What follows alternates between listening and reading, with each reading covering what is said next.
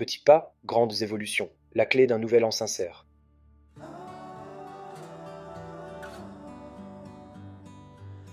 Salut à tous et bienvenue sur ma chaîne Ça bouge, où l'on explore ensemble des idées et des réflexions pour mieux comprendre la vie et transformer notre regard sur le monde.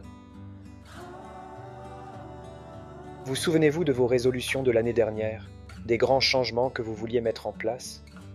Et si je vous disais que le secret pour réussir, ce n'est pas de viser la lune, mais de faire de petits pas réguliers?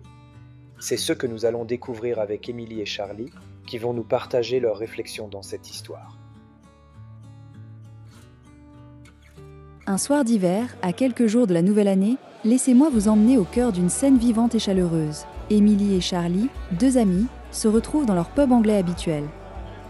L'ambiance est animée, avec des rires, le bruit des chopes qui s'entrechoquent et des guirlandes lumineuses ornant les poutres en bois.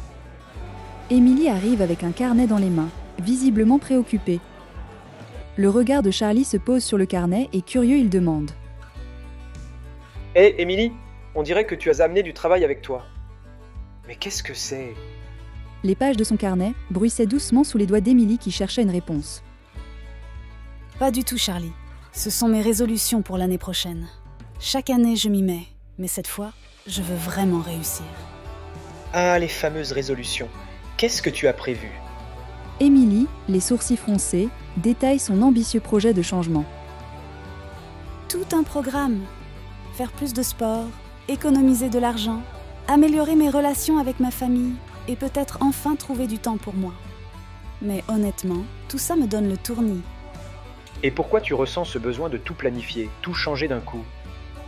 Émilie, avec hésitation, détourne le regard. Je suppose que c'est ce qu'on est censé faire, non? Chaque année, tout le monde en parle. Si je ne fais rien, j'ai l'impression que je ne progresse pas, que je stagne. Et ça m'effraie. Charlie esquisse un sourire compatissant et poursuit. Je comprends ce sentiment. Mais tu sais, cette période peut être incroyablement pesante pour beaucoup de gens. On se retrouve souvent à courir après une idée de perfection, comme si le nouvel an était une sorte de redémarrage magique. Mais la vie, ce n'est pas une ligne droite à réinitialiser. C'est une série de cycles, d'expériences qui nous transforment progressivement. Une série de cycles? Tu veux dire qu'on peut changer sans attendre une date spéciale? Exactement. Chaque jour peut être un point de départ, mais plus encore, chaque expérience, qu'elle soit réussie ou non, nous offre quelque chose à apprendre. Quand tu te fixes des objectifs trop rigides, tu risques d'oublier ce processus évolutif. Tu te focalises sur la destination au lieu d'apprécier le chemin. Perdue dans ses réflexions, Émilie tournait son stylo entre ses doigts. C'est vrai que cette pression, on la ressent de partout. Les publicités, les réseaux sociaux, même nos proches. Mais alors, comment on fait pour avancer sans se sentir dépassé? Peut-être qu'il ne s'agit pas d'avancer, mais de se poser.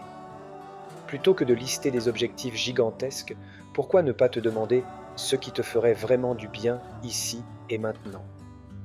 Qu'est-ce qui, dans ta vie actuelle, mérite d'être nourri, et qu'est-ce que tu pourrais laisser aller? Tu veux dire ne pas faire de résolution? Pas forcément, mais les approcher différemment. Par exemple, au lieu de vouloir faire plus de sport, pourquoi ne pas simplement chercher à bouger plus chaque jour, d'une manière qui te plaît, danser, marcher, peu importe. Ce qui compte, c'est ce qui résonne avec toi, pas ce que les autres pensent. Émilie, avec un léger sourire, regarda Charlie avec espoir. C'est vrai que quand je m'impose des choses, ça devient vite une corvée. L'année dernière, j'avais juré d'aller à la salle 3 fois par semaine. Résultat, j'ai abandonné au bout d'un mois. Tu vois, c'est exactement ça. Quand on force un changement, on se heurte à une résistance naturelle. Je vais te donner un exemple concret. L'année dernière, je m'étais fixé comme résolution d'apprendre à cuisiner des plats élaborés. J'avais acheté des livres de recettes, suivi des chaînes YouTube, mais rapidement j'ai abandonné. Ça me semblait tellement contraignant. Ah, je vois. Trop d'efforts à fournir d'un coup, c'est ça?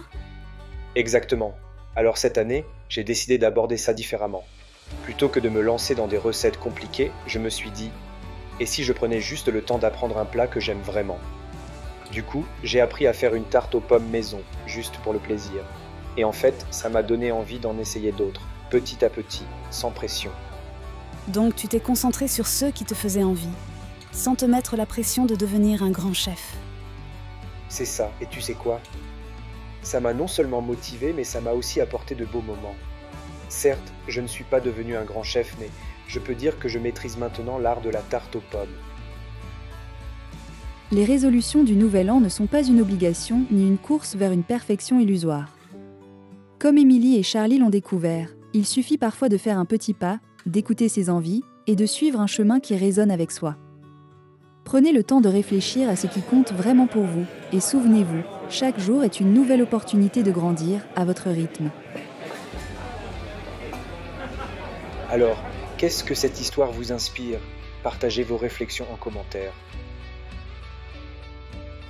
Et si ce type de contenu vous parle, abonnez-vous à ma chaîne Ça Bouge pour ne rien manquer.